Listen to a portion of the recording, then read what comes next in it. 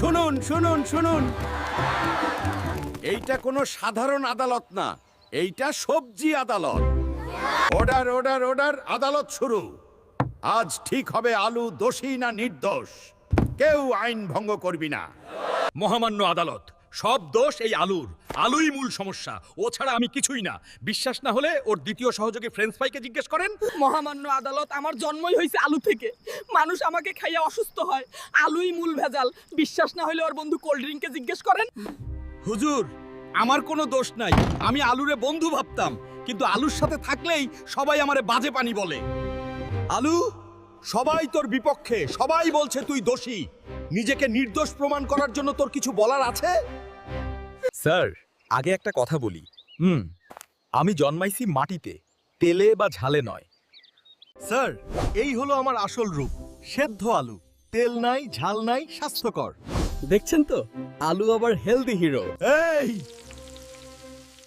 থামো, আমাকে এমন বানাও কেন? আমি তো স্বাভাবিক। তোমারে ঠিকঠাক মতো তেলে না ভাজলে স্বাদ লাগবো না, আর স্বাদ না থাকলে খাইবো কি ভাই? তার মানে আলু নিজে থেকে খারাপ হয়নি, মানুষ আলুকে খারাপ বানিয়েছে। মানুষের কারণে আলুর দোষ হয়েছে।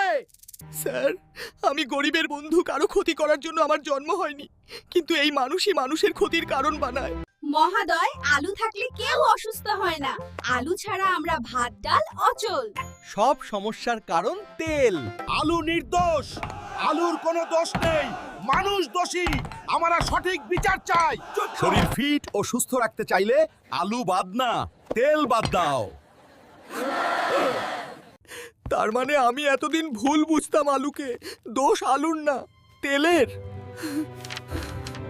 এখন সব পরিষ্কার। আমরা আলুকে আর দোষ দিতে পারি না, আলু নির্দোষ। দোষী হলো মানুষের খাওয়ার স্টাইল। খুশি থাকো, সুস্থ থাকো, ভাইটাল টুন।